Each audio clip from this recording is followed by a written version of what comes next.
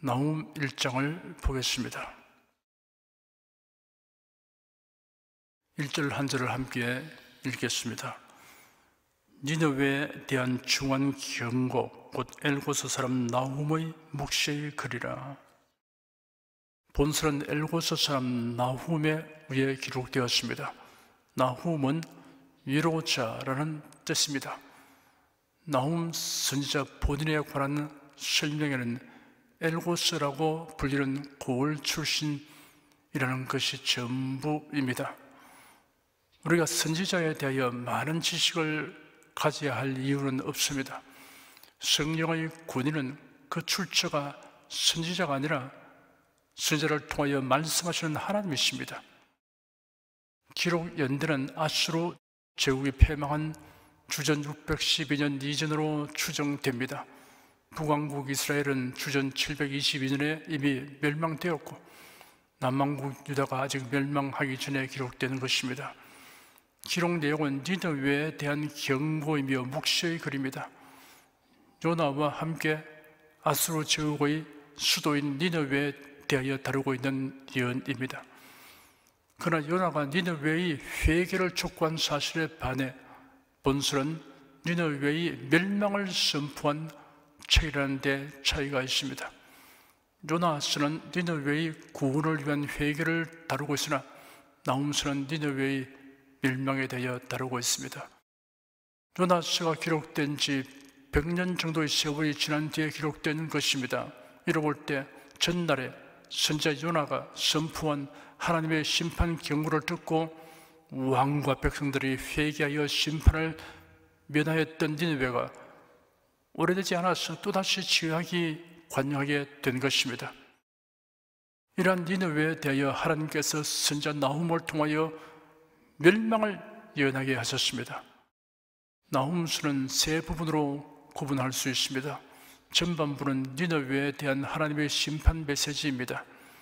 중반부는 하나님의 심판을 받아 멸망하는 니느웨의 참상에 관한 것입니다.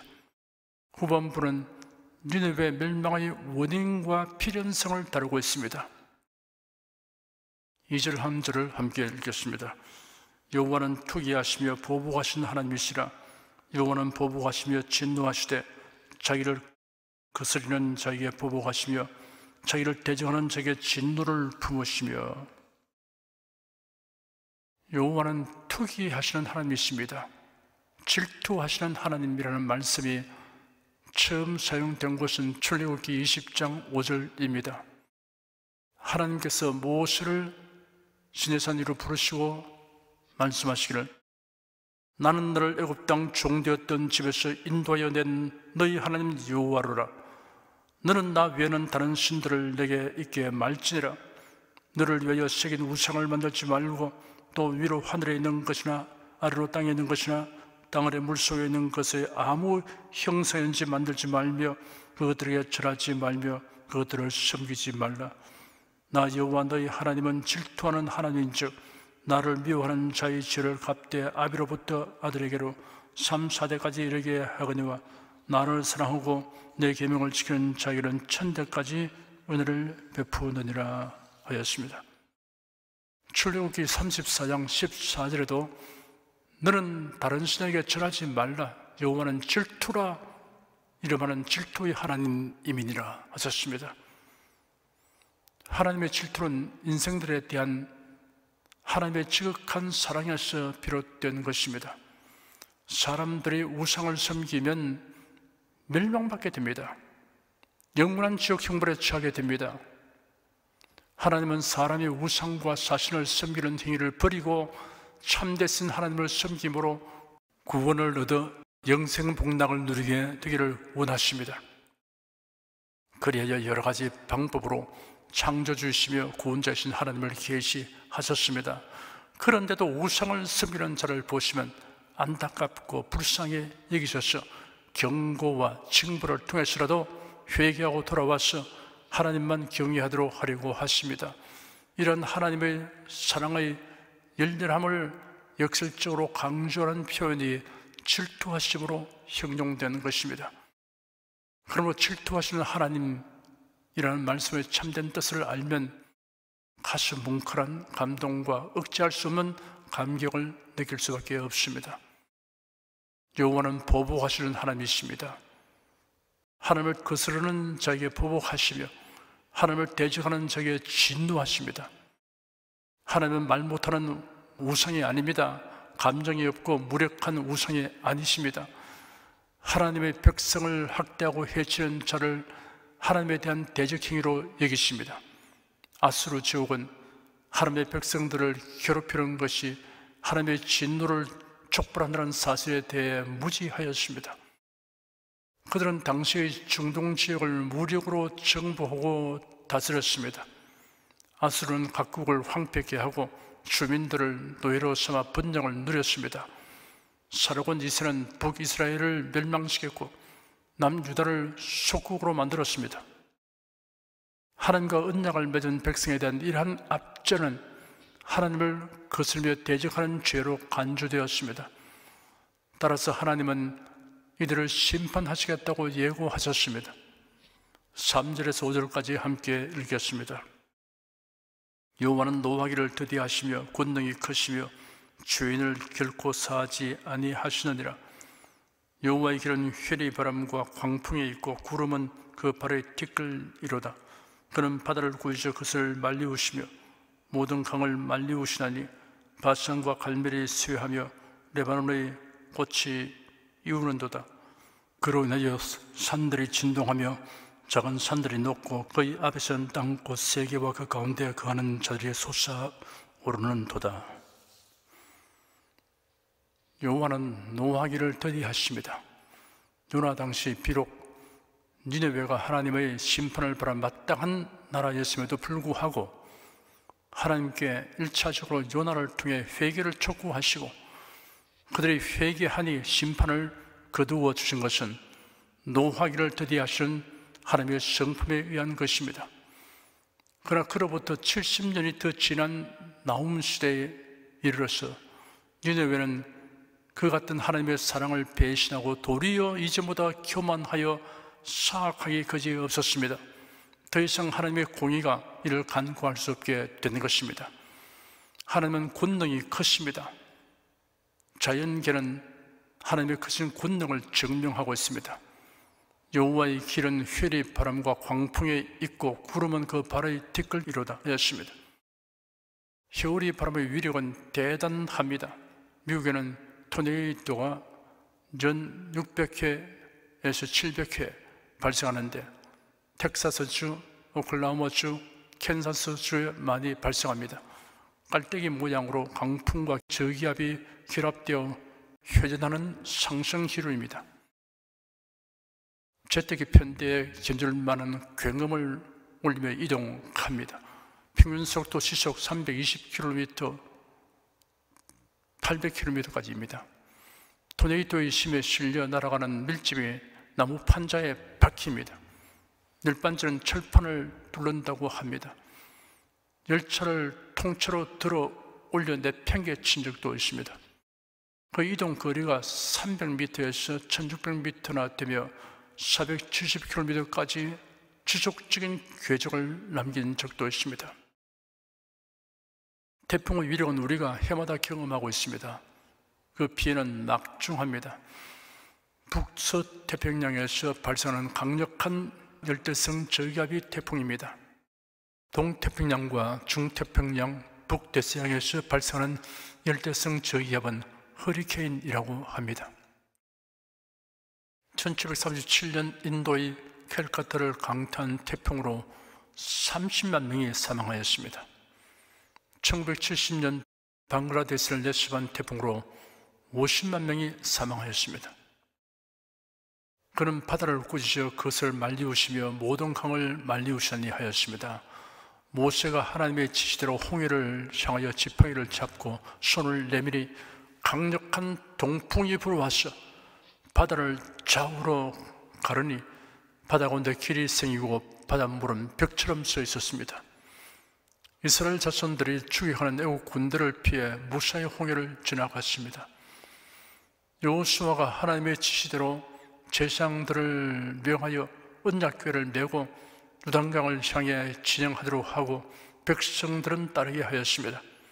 당시는 우기여서 요단강 물이 불어 언덕까지 차서 흘렀습니다.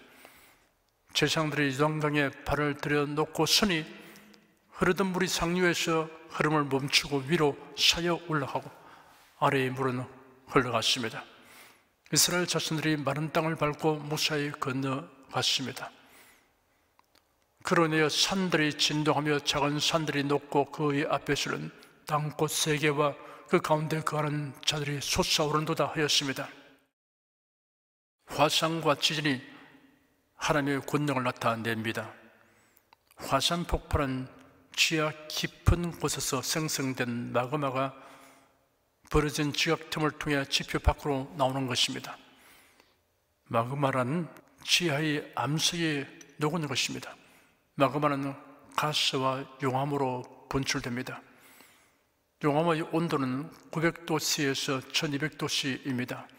서기 79년 이탈리아 베스비우스 화산 폭발로 남부 나폴리 만연안에 있던 폼페이가 화산재로 뒤덮여 멸망했습니다.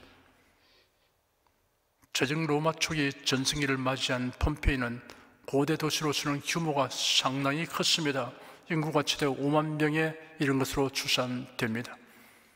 대폭발이 있기 이전인 서기 63년 2월에 큰 지진이 일어나 피해를 입었으나 다시 복구하여 전보다 훨씬 훌륭한 도시로 재건되었습니다. 그로부터 16년 후인 79년 8월 베스비우스 화산의 폭발로 23m 두께의 바위 파편과 제가 시가지를 완전히 덮어버렸습니다. 지진은 지각판들의 운동에 의해서 지면이 진동하게 되는 것입니다. 매년 지구 전역에서 100만 회 이상 지각이 진동하며 평균 15회 내지 25회의 큰 지진이 발생합니다. 6절 한 절을 함께 읽겠습니다. 누가 능히 그 분노하신 앞에 서며 누가 능히 그 진노를 감당하랴. 그 진노를 불처럼 쏟으시니 그를 내어 바위들이 끼어지는도다. 분노하신 하나님 앞에 설 자 없으며 하나님의 진노를 감당할 자 없습니다. 진노하시는 하나님 앞에 서지 않는 길은 예수 그리스도 안에 거하는 것입니다. 누구든지 예수 그리스도를 믿고 사랑하며 섬기는 사람은 그리스도 안에 있게 됩니다. 7절 한 절을 함께 읽겠습니다. 여호와는 선하시며 환난 날의 산성이시라. 그런 자기에게 의뢰하는 자들을 아시느니라. 하나님은 자기에게 의뢰하는 자들을 아신다고 하셨습니다. 하나님께서 관심을 가지고 보살펴 주신다는 뜻입니다. 하나님을 의뢰하는 자에게 환난 날에 산성이 되십니다. 적이 공격해 올 때 성 밖에 있는 사람은 속수무책입니다. 그러나 경관 성 안에 있는 사람은 안전합니다. 하나님을 의뢰하는 자, 곧 그리스도 예수 안에 거하는 사람의 영혼은 안전히 보장됩니다. 8절에서 14절까지 함께 읽겠습니다. 그가 범람한 물로 그곳을 진멸하시고 자기 대적들을 흑암으로 쫓아내시리라. 너희가 여호와를 대하여 무엇을 꾀하느냐? 그가 온전히 멸하시리니 재난이 다시 일어나지 아니하리라. 가시 덤불같이 웅크러졌고 술을 마신같이 취한 그들이 마른 지푸라기같이 다 탈 것이오늘 여호와께 악을 꾀하는 한 사람이 너희 중에서 나와서 사특한 것을 고난한도다. 여호와께서 말씀하시기를 그들이 비록 강장하고 중다할지라도 반드시 멸절을 당하리니 그가 없어지리라. 내가 전에는 너를 괴롭게 하였으나 다시는 너를 괴롭게 하지 아니할 것이라. 이제 네게 지운 그의 무게를 내가 깨뜨리고 너의 결박을 끊으리라. 나 여호와가 네게 대하여 명하였나니 네 이름이 다시는 전파되지 않을 것이라. 내가 네 신들의 집에서 새긴 우상과 부은 우상을 멸절하며 네 무덤을 예비하리니 이는 네가 비루함이니라. 하나님은 니느웨를 철저하게 심판하겠다고 예고하십니다. 한때 그들의 세력이 아무리 막강하였더라도 하나님이 진노하시면 결국 망하고 말 것입니다. 아수르의 왕은 하나님을 대적하였으므로 하나님이 심판하실 것이나 유다는 구원하실 것을 예고하셨습니다. 출애굽 당시 이스라엘 자손들이 홍해 가운데 길로 무사히 지나가도록 하기 위해 하나님께서 구름 기둥, 불기둥을 애굽 군대 앞으로 옮기셨습니다. 애굽 군대 앞에는 구름 기둥이 있어서 지척을 봉헌할 수 없게 되었고, 이스라엘 편에는 불기둥이 비추어 환하게 밝혀 주었습니다. 구름 기둥과 불기둥이 이스라엘에게는 밝게 비치고 애굽 군대에게는 캄캄함에 처하게 한 것 같이, 하나님의 심판은 하나님을 거스르고 대적하는 자에게는 파멸을 초래하게 하지만 하나님을 의뢰한 자에게는 위로와 구원이 됩니다. 예수 그리스도의 재림과 심판도 성도들에게와 불신자에게는 전혀 다른 상황에 처하게 할 것입니다. 아수르의 포악함뿐만 아니라 우상숭배 행위도 정죄되었습니다. 아수르인들은 아술, 나부, 말뚝, 벨, 이시탈 등의 신을 잡다하게 섬겼으며 그 신전을 중심으로 모든 생활이 이루어졌습니다. 신의 형상을 산헤립과 같은 왕의 모습을 본떠서 만들기도 하였습니다. 특히 이들은 전쟁의 여신이며 우주의 여왕으로 아시타트를 섬겼습니다. 메소포타미아, 바벨론, 팔레스틴, 애굽에서도 이 여신을 섬겨왔습니다. 이런 아수르의 세력이 당시 근동지역에서 막강했음을 의미합니다. 산헤립은 지략과 전술에 뛰어났으며 그 시대의 가장 강력한 군주로 군림했습니다. 아술바니팔은 애국과 바벨론을 정복할 만큼 아수르의 위세는 당당하였습니다.